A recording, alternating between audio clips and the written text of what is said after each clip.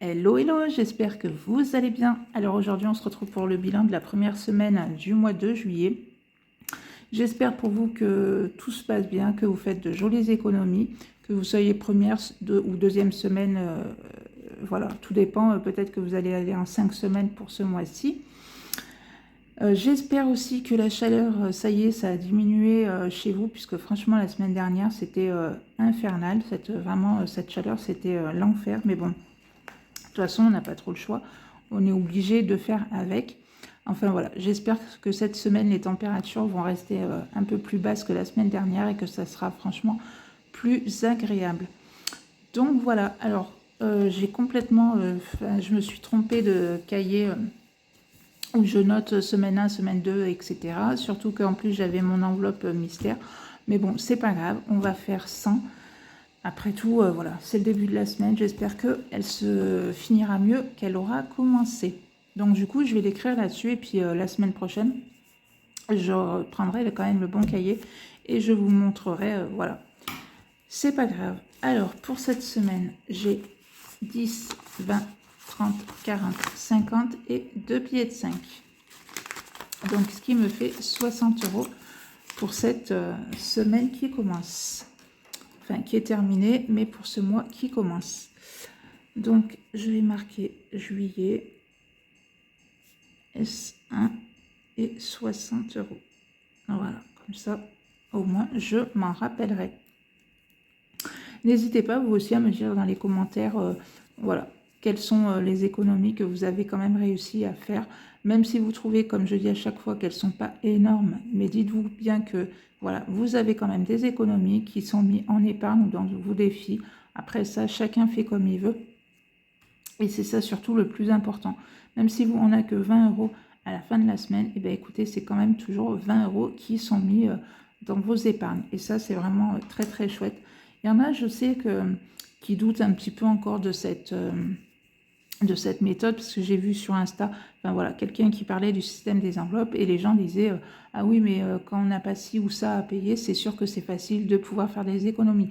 Alors après, il y en a qui font le système des enveloppes et qui disaient que non, puisqu'on peut avoir n'importe quel salaire, ça marche pour tout le monde. Et c'est clair que ça marche pour tout le monde, puisque ma fille qui est étudiante fait le système des enveloppes, donc elle n'a pas forcément un revenu comme si elle était...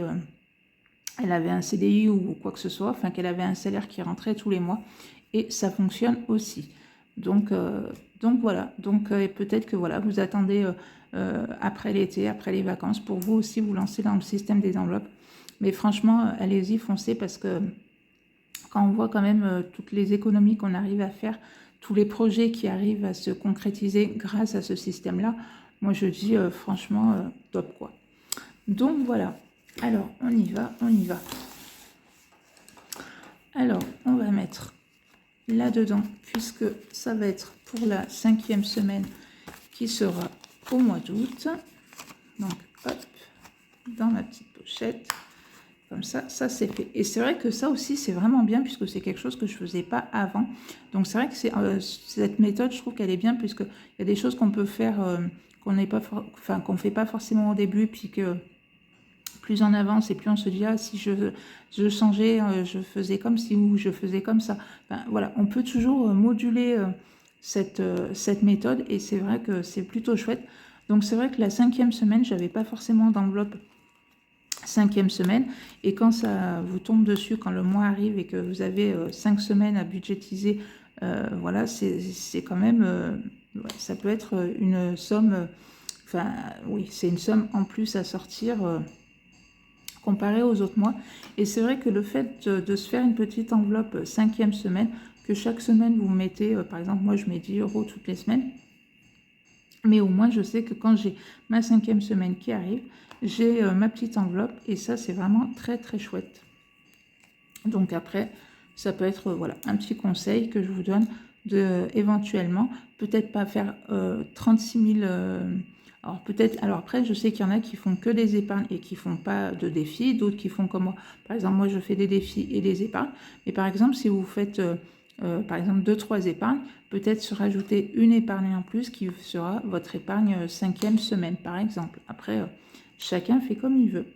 Donc là, je vais mettre 10 € Et on aura fini pour cette petite carte là. Donc hop, et on va passer à celle-là.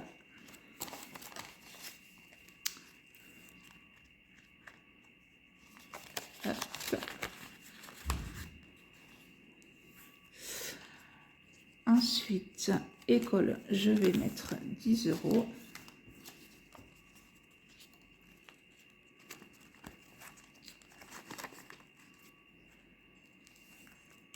Là,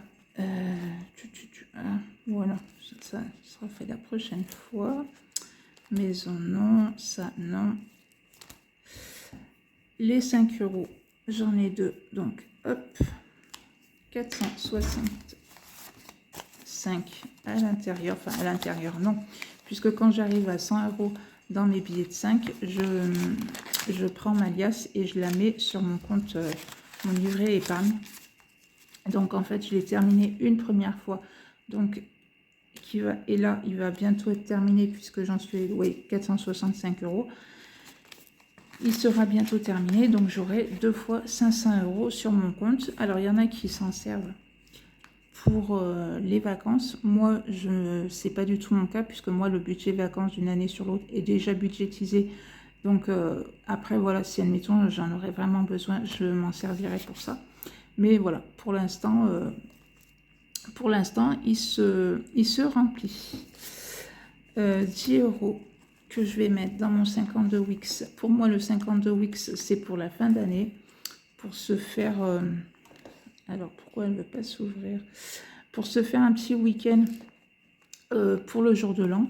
Cette année, je ne sais pas trop comment ça va fonctionner. Est-ce que ça va être pour le jour de l'an ou pour Noël? Voilà, ça va dépendre de certaines choses. Donc, hop. Mais je mets quand même mes petits 10 € puisque c'est toujours sympa de se faire un petit week-end quelque part.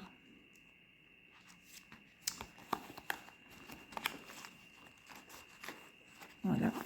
Et donc, les 10 € qui me restent, je vais les mettre, je les mettrai dans mon enveloppe 5e semaine, c'est pas grave. Les 10 € qui me restent, ça va partir donc dans mon défi mystère. Et donc, voilà. Et à la fin de l'année, on verra combien se cache dans mon enveloppe défi mystère. Donc, hop, je vais mettre là, comme ça au moins.